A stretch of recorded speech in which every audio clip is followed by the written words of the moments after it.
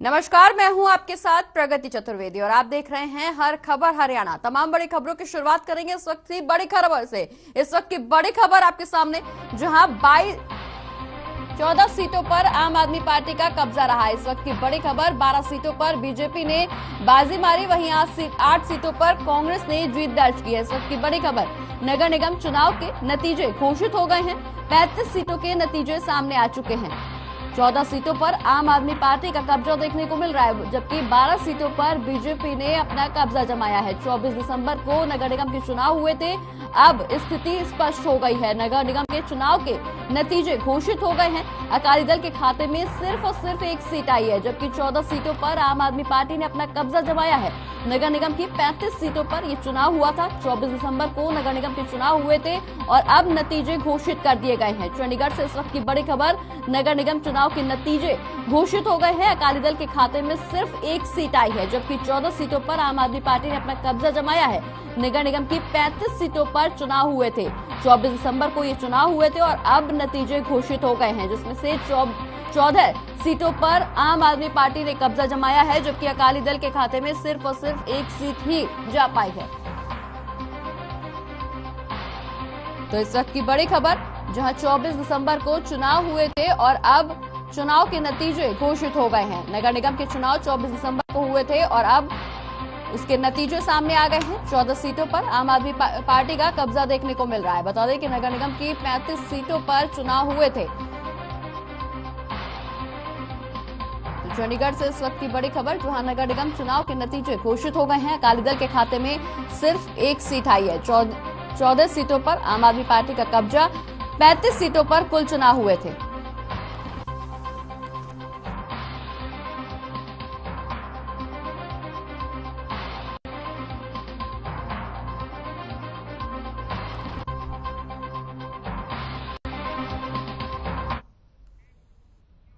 चंडीगढ़ नगर निगम चुनाव के नतीजे सामने आ चुके हैं, जिसमें 35 सीटों में से आम आदमी पार्टी ने 14 सीटें जीत ली हैं। सेक्टर में इस दौरान प्रतिभा ने जीत हासिल की है। बता दें कि इसको लेकर उन्होंने कहा है कि इस जीत का श्रेय लोगों को जाता है। आम आदमी पार्टी ने बहुत मेहनत की है और इस दौरान हमारे संवाददाता भी उनसे बातचीत करने पहुंचे हैं। क्या कुछ कहा है वो भी सुनवाते हैं आपको।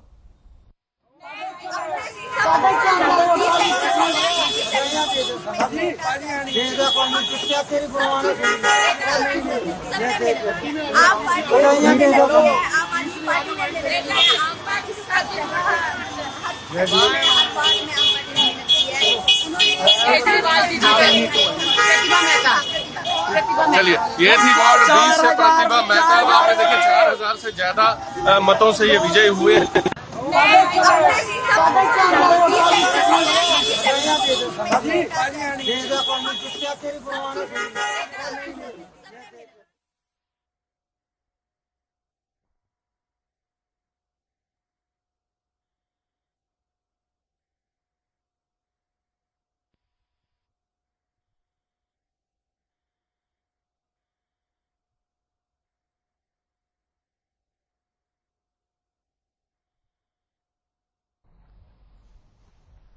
तो नगर निगम चुनाव के नतीजे घोषित हो गए हैं। बता दें कि इस दौरान अकाली दल के पास महज एक सीट गई है, जबकि आम आदमी पार्टी ने 14 सीटों पर अपनी बढ़त बना रखी है। इस दौरान आम आदमी पार्टी ने बाजी मार ली है और जीत का श्रेय यहां जनता को दिया जा रहा है। ये तस्वीरें चंडीगढ़ की, जहां जश्न मनाते हुए नजर आ रहे हैं आम आदमी पार्टी के तमाम कार्यकर्ता, उनके समर्थक, क्योंकि नगर निगम चुनाव के नतीजे आज घोषित हो गए हैं। लगभग 35 सीटों पर ये चुनाव हुए थे। 24 दिसंबर को चुनाव किए गए थे और इस दौरान आज नतीजे घोषित हुए हैं और नतीजों में आम आदमी पार्टी ने बाजी मार ली है, जिसके बाद आम आदमी पार्टी में एक खुशी की लहर देखने को मिल रही है। तमाम समर्थक यहां खुशी जताते हुए नजर आ रहे हैं और जीत का श्रेय सीधे तौर पर जनता को दिया जा रहा है। जनता को जीत अपनी समर्पित करते हुए आम आदमी पार्टी के कार्यकर्ता नजर आ रहे हैं। ये तस्वीरें आपकी टीवी स्क्रीन पर, जहां नगर निगम चुनाव के नतीजे घोषित होते ही आम आदमी पार्टी के कार्यकर्ताओं में, नेताओं में और पूरी पार्टी में कहीं न कहीं खुशी की लहर देखने को मिल रही है। आम आदमी पार्टी ने नगर निगम के चुनाव के नतीजों में बाजी मार ली है और इस दौरान यहां पूरी जीत का श्रेय जनता को दिया गया है।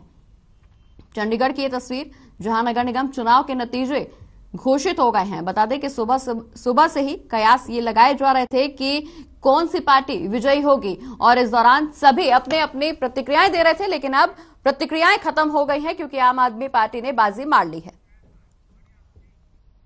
बढ़ते आगे, जहां मुख्यमंत्री मनोहर लाल ने करनाल के नीलोखेड़ी में इंटीग्रेटेड पैक हाउस और समूह केंद्र की शुरुआत की। इस दौरान कृषि मंत्री जेपी दलाल भी वहां पे मौजूद नजर आए। बता दें कि ये इंटीग्रेटेड पैक हाउस किसानों के समूह की तरफ से खोला गया है। यहां पर किसान सब्जियां, टमाटर, मशरूम, स्वीट कॉर्न, मटर, भिंडी को आकर बेच सकते हैं और कोल्ड स्टोरेज में भी रख सकते हैं। साथ ही टमाटर का सेकेंडरी प्रोसेस उसका पल्प बनाकर और केचप, सॉस, ग्रेवी बनाकर डिब्बों में पैक किया जाएगा। बता दें कि मुख्यमंत्री मनोहर लाल ने खाद और ड्रोन भी उड़ाया और इसके जरिए फसल में खाद भी डाली वहां पर।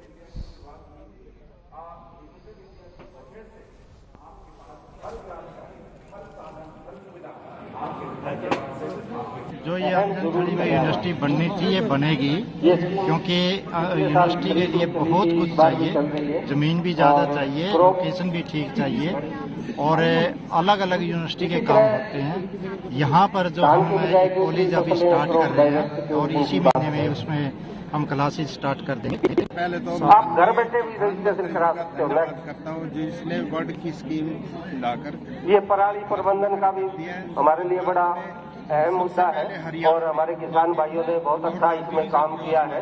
पिछले साल से इस बार हमारी जो घटनाएं अटैक नोट करता है उसमें 30% की कमी आई है। तो मैं समझता हूँ इस सब में आप सबका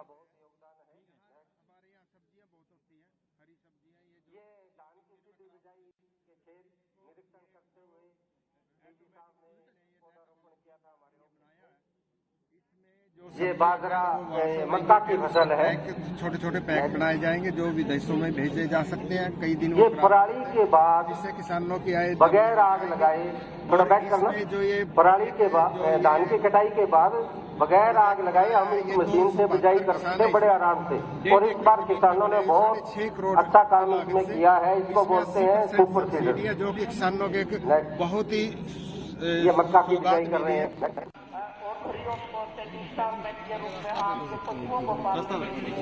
थोड़ा पीछे ही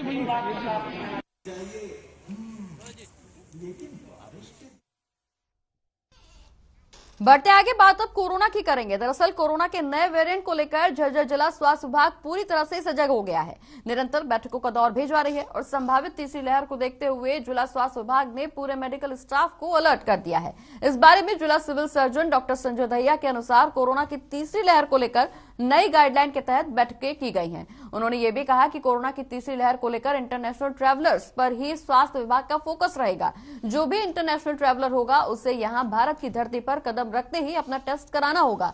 पॉजिटिव पाए जाने पर उसे आइसोलेट कर उसका इलाज किया जाएगा। अगर वो नेगेटिव पाया जाता है तो फिर भी उसे 7 दिनों के लिए क्वारंटाइन किया जाएगा, दोबारा से उसका टेस्ट होगा।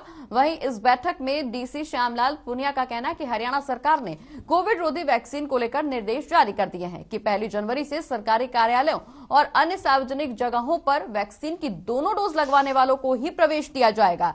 ऐसे में हम सबकी जिम्मेदारी बनती है कि जिन लोगों को अब तक वैक्सीन की दूसरी डोज नहीं लगी है उन्हें जल्द से जल्द दूसरी डोज लगवाने के लिए प्रेरित किया जाए।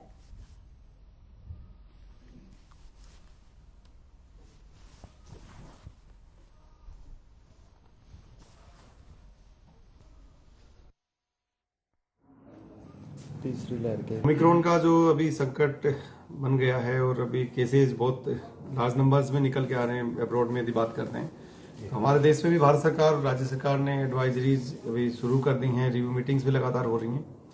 तो हमने भी जो वैक्सीनेशन की रफ्तार है उसको बढ़ाने के लिए प्रयास अभी हम कर रहे हैं। जो गैप्स थे हेल्थ सिस्टम में उनको भी हम प्लग कर रहे हैं और जो रिक्वायरमेंट्स है, जो सेंसिटाइजेशन जो होना है, चाहे वो हेल्थ पर्सनल का हो या हमारे जो गवर्नमेंट फंक्शनरीज का हो या आम आदमी का, तो मेरी सबसे अपील यही है कि आप जो दोनों डोज का कंप्लीशन आप करवा लीजिए।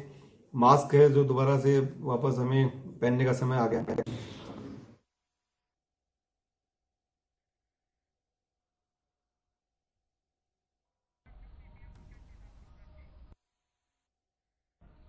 डिप्टी सीएम दुष्यंत चौटाला महम के गांव मोखरा में जेजेपी नेता के भाई के निधन पर शोक प्रकट करने पहुंचे। इस दौरान दुष्यंत चौटाला ने पंजाब में संघर्ष समाज मोर्चा राजनीतिक पार्टी बनाए जाने को लेकर बयान देते हुए कहा कि 1 साल से किसान की लड़ाई को राजनीतिक नहीं बताकर संघर्ष करने की बात कर रहे थे, लेकिन वही संघर्ष राजनीति का रूप ले रहा है। इनका शुरू से ही माइंडसेट था कि ये चुनाव लड़ेंगे और अब इसका जवाब पंजाब की जनता देगी।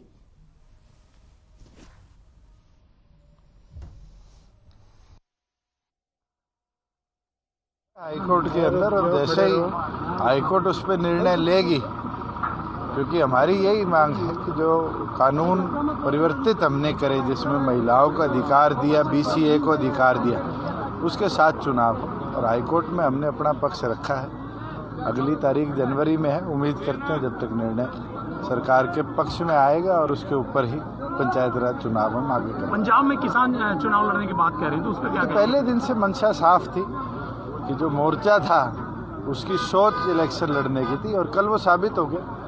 अब तो पंजाब के लोग इस पे जवाब दें कि लोगों ने 1.25 साल जिस मुद्दे पे राजनीति करी, वो मुद्दा था कि हम राजनीति नहीं, लड़ाई संघर्ष कर रहे हैं।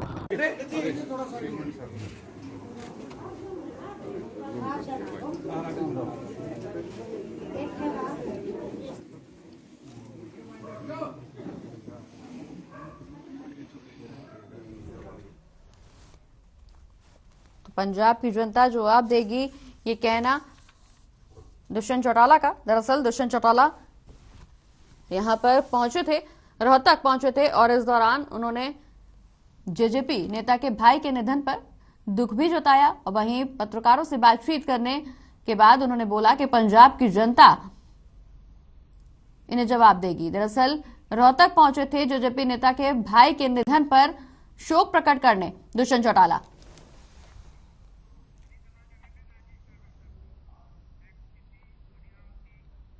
और तिगांव से बीजेपी के विधायक राजेश नागौर ने आज तिगांव क्षेत्र के डिस्कवरी पार्क सोसाइटी में दौरा किया।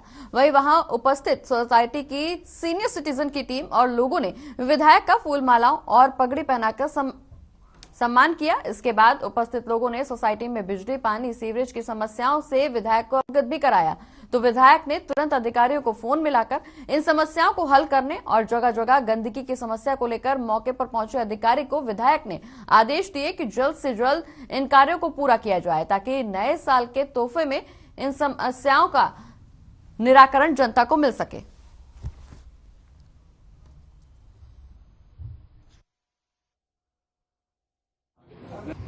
ये हमारे पल्ला अशोका में जो ऑफिस है, इस पर आज रोजगार मेला लगाया है, और अभी कुछ समय पहले हमने तिगांव में भी इसी तरह का एक रोजगार मेला लगाया है। अच्छा। और इस तरह के मेले हम हर जगह, हर सेक्टर में और हर गांव में करीब करीब लगाते रहेंगे, जिससे हमारे जो युवा बेरोजगार हैं उनको रोजगार मिले। आज यहाँ पर कितनी कंपनियों ने भाग लिया है? मेरे ख्याल 10 से 12 कंपनीज यहाँ पर आई है, पेटीएम और काफ़ी कंपनी, अलग अलग तरह की कंपनी आई है, और 800 से 1000 बच्चे अभी तक आए हैं।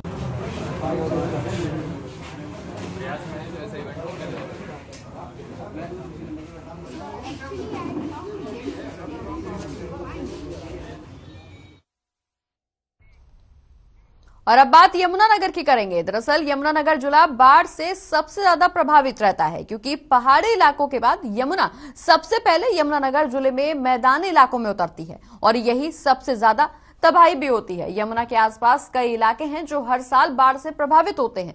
यमुना के साथ साथ यमुनानगर में सोन नदी और पथराला नदी से भी भारी नुकसान होता है। बाढ़ से नुकसान कम से कम हो, इसके लिए सिंचाई विभाग हर साल करोड़ों रुपए की लागत से बाढ़ रोकथाम कार्य करवाता है। आने वाले सीजन में पहले यमुनानगर जिले में 26 करोड़ की लागत से 23 कार्य होने हैं। यमुनानगर के उपायुक्त पार्थ गुप्ता ने सिंचाई विभाग के अधिकारियों के साथ इन सभी इलाकों का दौरा किया। इसी के साथ ही यमुनानगर के उपायुक्त पार्थ गुप्ता ने यह भी बताया कि ड्रोन की सहायता से भी इन इलाकों में क्या कार्य होने हैं और होने चाहिए, जो पिछले साल कहां तबाही हुई थी, इसकी भी जानकारी ली गई है। उसी के हिसाब से ये प्रोजेक्ट तैयार किए गए हैं।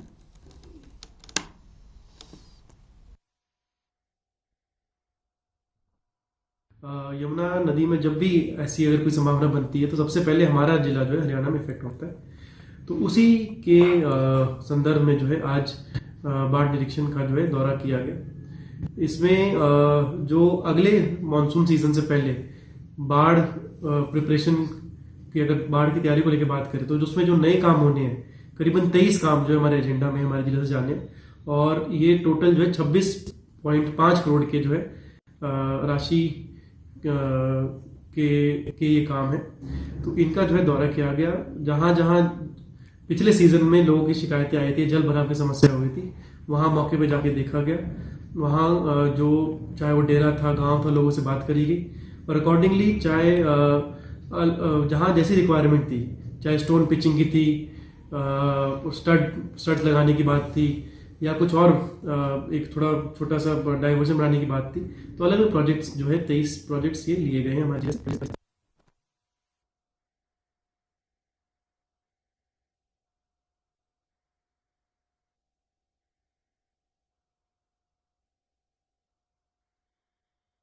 तो उपायुक्त पार्थ गुप्ता ने यमुनानगर का दौरा किया है। इस दौरान बता दें कि यमुनानगर जिला बाढ़ से सबसे ज्यादा प्रभावित रहता है और यही वजह है कि उपायुक्त ने यहां दौरा कर तमाम जानकारियां हासिल की हैं। उन्होंने ड्रोन से भी यहां का निरीक्षण किया और बताया कि ड्रोन की सहायता से ये जानने की कोशिश की गई कि किन किन इलाकों में क्या क्या काम होने चाहिए और पिछले साल कहां तबाही हुई थी। ये तमाम जानकारियां उपायुक्त ने हासिल की हैं। वो बताया है कि इन तमाम जानकारियों के हिसाब से ही आगे आने वाले प्रोजेक्ट्स में काम किया जाएगा, जिससे कि यमुनानगर की जनता को बाढ़ से प्रभावित न होना पड़े। यमुनानगर में बाढ़ से रोकथाम के लिए उपायुक्त प्रयासरत हैं और उन्होंने इस दौरान समीक्षा भी की है।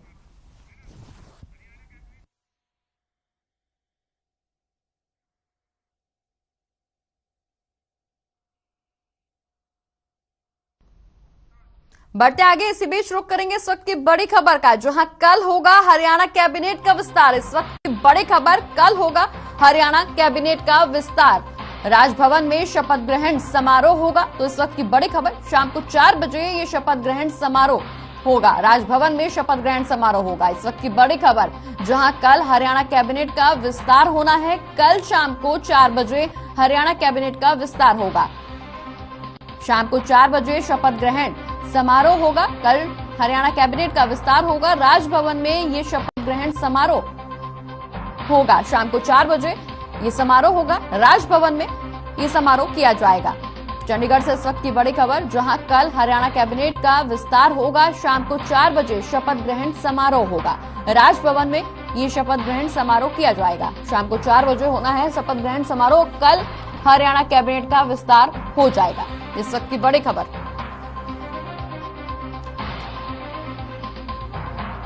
तो चंडीगढ़ से इस वक्त की बड़ी खबर, जहां हरियाणा कैबिनेट का विस्तार कल होगा। राजभवन में शपथ ग्रहण समारोह होगा। और ऐसे में स्थिति और दिलचस्प बनती जा रही है, क्योंकि कई बड़े नामों को यहां पर हरियाणा कैबिनेट में शामिल किया जा सकता है। तमाम कयास यहां लगाए जा रहे हैं लोगों की तरफ से और कल आखिरकार इन तमाम कयासों से पर्दा उठ जाएगा, क्योंकि कल शाम को शपथ ग्रहण समारोह होना है।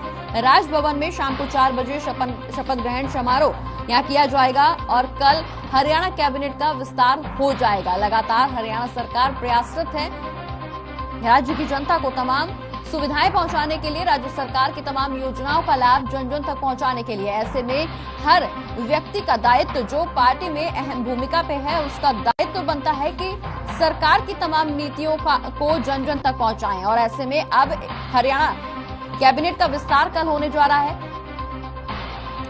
शपथ ग्रहण समारोह कल शाम को 4 बजे राजभवन में होगा।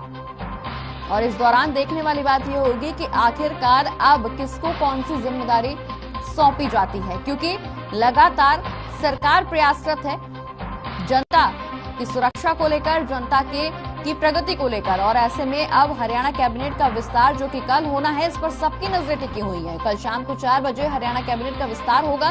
राजभवन में शपथ ग्रहण समारोह कल होगा।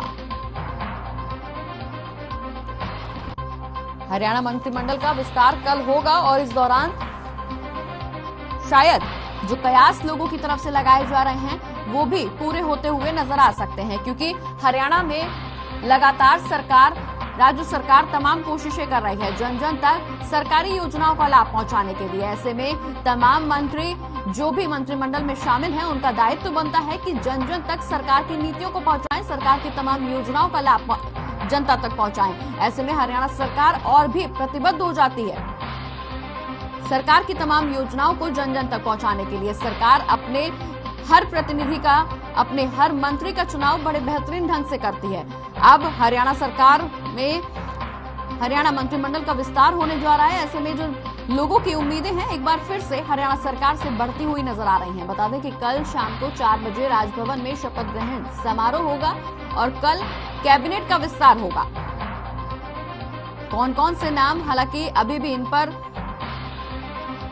क्वेश्चन मार्क जरूर लगा हुआ है कि अब कौन से नाम शामिल होंगे कैबिनेट में। हरियाणा मंत्रिमंडल विस्तार कल होना है और कल कौन कौन से मंत्रियों को शामिल किया जाएगा, ये बड़ा सवाल है।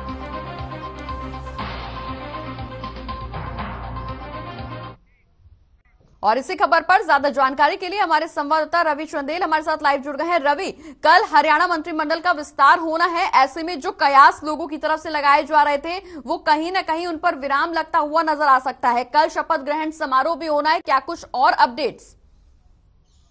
जी बिल्कुल, काफी लंबे समय से कयास लगाए जा रहे थे कि हरियाणा मंत्रिमंडल का विस्तार होगा और अब उस पर पूर्ण विराम लग चुका है। यानी कि कल शाम 4 बजे हरियाणा राजभवन में जो है बाकायदा शपथ दिलाई जाएगी, नए मंत्रिमंडल का विस्तार किया जाएगा। इस पूरे मामले के ऊपर आपको बताना चाहूंगा कि जिस तरीके से काफी लंबे समय से, जब से 2019 में सरकार बनी थी, उसके बाद से लगातार कयास लगाए जा रहे थे कि मंत्रिमंडल का विस्तार होगा। इस बात से ये भी निकलकर सामने आ रही थी कि दिवाली के बाद जो है वो मंत्रिमंडल का विस्तार हो सकता है, लेकिन ऐसा हो नहीं पाया। इसके बाद जिस तरीके से जेजेपी ने, जननायक जनता पार्टी ने जो है अपना स्थापना दिवस अभी रिसेंटली बनाया था, उसके बाद ये कयास लगाए जा रहे थे कि इसके बाद जो है वो मंत्रिमंडल का विस्तार हो सकता है, लेकिन ऐसा हुआ नहीं। और अब जो है वो इन तमाम कयासों पर जो है पूर्ण विराम लग चुका है। अब यानी कि कल, यानी कि 28 दिसंबर 2021 को जो है मंत्रिमंडल का विस्तार होगा। और जिस तरीके से कयास लगाए जा रहे हैं कि मौजूदा समय के अंदर जिन मंत्रियों के पास जो मंत्रिमंडल विभाग हैं वो बाकायदा वैसे ही रहेंगे। जो एडिशनल विभाग जो दिए गए हैं बाकी मंत्रियों को, उनके ऊपर जो है वो किसी तरीके से जो है नए मंत्रियों को ऐड ऑन किया जा सकता है। जी प्रगति। बिल्कुल रवि, नए मंत्रियों को मंत्रिमंडल में ऐड ऑन किया जा सकता है। किन किन नामों पर मोहर लग सकती है, क्योंकि सरकार पर सबकी उम्मीदें हैं और सरकार भी इसी तरह से प्रतिबद्ध नजर आ रही है अपनी तमाम योजनाओं का लाभ जन जन तक पहुंचाने के लिए। शायद यही वजह है कि मंत्रिमंडल में विस्तार किया जा रहा है, क्योंकि सरकार कोई चूक नहीं रखना चाहती, कोई कोर कसर जनता को लाभान्वित करने के लिए नहीं छोड़ना चाहती है। ऐसे में सरकार का बड़ा दायित्व भी बनता है कि अपने खेमे में सिर्फ उन्हीं मंत्री लोगों को शामिल किया जाए जो सरकार की तमाम जिम्मेदारियों को जनता तक पहुंचाए, जिम्मेदारियों का निर्वहन बखूबी कर पाए। जी बिल्कुल, इसी प्रयास को लेकर जो है वो मंत्रिमंडल का विस्तार किया जा रहा है। और लगातार जिस तरीके से अभी तो एडिशनल विभाग जो मंत्रियों को दिए गए हैं, तो कयास ये लगाए जा रहे हैं कि 2 विभाग यानी कि 2 मंत्रालय जो खाली हैं उन पर या तो एक जननायक जनता पार्टी की या फिर भारतीय जनता पार्टी के एक विधायक को जो है वो मंत्रिमंडल सौंपा जा सकता है। अभी तक के ये कयास लगाए जा रहे हैं। हालांकि किसी औपचारिक जो घोषणा जो है वो अभी तक हुई नहीं है, किसी विधायक का नाम जो है वो अभी तक सामने नहीं आया है, लेकिन ये पुख्ता रूप से साबित है कि आने वाले समय के अंदर जो है एक जननायक जनता पार्टी का विधायक और एक भारतीय जनता पार्टी का विधायक जो है वो कल यानी कि 28 दिसंबर 2021 को जो है वो शपथ ग्रहण कर सकते हैं किसी भी विभाग की। जी बिल्कुल रवि, यहाँ इस दौरान जेजेपी और बीजेपी का चूंकि गठबंधन सरकार है और इस दौरान बीजेपी अपनी तरफ से कोई कोर कसर नहीं छोड़ना चाहती, क्योंकि मुख्यमंत्री मनोहर लाल की अगर हम बात करें तो वो जगह जगह दौरा भी कर रहे हैं और इस दौरान जितना भी जनता को लाभान्वित हैं तमाम सौगात भी यहां देते हुए नजर आ रहे हैं। ऐसे में सरकार अपना विस्तार करने जा रही है, सरकार मंत्रियों का विस्तार करने जा रही है, मंत्रियों के ऊपर भी जिम्मेदारी एड ऑन की जा रही है, जिम्मेदारियां सौंपने की कवायद यहां पे शुरू हो गई है। कल आखिरकार किस मंत्री को क्या कुछ जिम्मेदारियां सौंपी जाएंगी इस पर से पर्दा उठ जाएगा, लेकिन सरकार की तरफ से क्या कुछ रणनीति बनाई गई है, हरियाणा मंत्रिमंडल को लेकर के क्या कुछ रणनीति तैयार की जा रही है? जी बिल्कुल, जिस तरीके से जो मौजूदा समय के अंदर जो मंत्रिमंडल है, जिसके आधार पर जो मंत्रियों के पास जो एडिशनल विभाग है, उन विभागों को जो है वो अब सुनियोजित तरीके से, ताकि वो विभाग के ऊपर जो है पूरी तरीके से फोकस होकर कार्य करें, इसी सोच के साथ जो है वो मंत्रिमंडल का विस्तार किया जाएगा। और कयास ये लगाए जा रहे हैं कि जो मौजूदा मंत्रिमंडल है वो एज इट इज रहेगा, लेकिन जो एडिशनल जो जिनके पास विभाग थे उनके ऊपर से जो बाकी विधायक हैं, जननायक जनता पार्टी के विधायक हों या फिर भारतीय जनता पार्टी के विधायक हों, उनको जो है वो एक नया विभाग जो है, एक नया मंत्रालय जो है वो सौंपा जा सकता है, ताकि सरकार जो है वो सुनियोजित तरीके से पूरे फोकस के साथ जो है वो आम प्रदेशवासियों के हितों के लिए कार्य कर सके। जी बिल्कुल रवि, लगातार सरकार विकास को लेकर के काम कर रही है। तमाम यहाँ दावे भी सरकार की तरफ से किए जा रहे हैं और ऐसे में कल मंत्रिमंडल का विस्तार होना है। तमाम मंत्रियों को यहाँ पर शामिल भी किया जाएगा और एक एक एडिशनल जिम्मेदारी भी शायद उन तक पहुंचाई जाएगी, क्योंकि सरकार का लक्ष्य यही है कि जनता को लाभान्वित किया जाए, जनता को सुरक्षित किया जाए, तमाम योजनाओं का लाभ जनता तक पहुंचाया जाए। बहुत बहुत शुक्रिया रवि, तमाम जानकारी हमारे दर्शकों तक पहुंचाने के लिए। हम आगे भी आपसे अपडेट्स लेते रहेंगे, लेकिन फिलहाल के लिए शुक्रिया। बढ़ते आगे, बात अब मेवात की करेंगे, जहां हरियाणा में लगातार सरसों उत्पादन में दूसरे नंबर पर है। इस वर्ष तकरीबन 35,000 हेक्टेयर भूमि में सरसों फसल बिजाई की गई। बता दें कि यहां की सरसों में तेल की मात्रा बहुत ज्यादा होती है। पिछले साल जिले में 30,000 हेक्टेयर के करीब सरसों की बिजाई की गई थी और इस बार सरसों की बिजाई अधिक एरिया में की गई है। इसका बड़ा कारण यह भी है कि पिछले साल सरसों के अच्छे दाम मिले थे और इस बार भी सरकार ने सरसों के दाम अच्छे देने की घोषणा की है। इसी के साथ 3 बजे की तमाम बड़ी खबरों में फिलहाल इतना ही। मुझे दीजिए इजाजत, नमस्कार।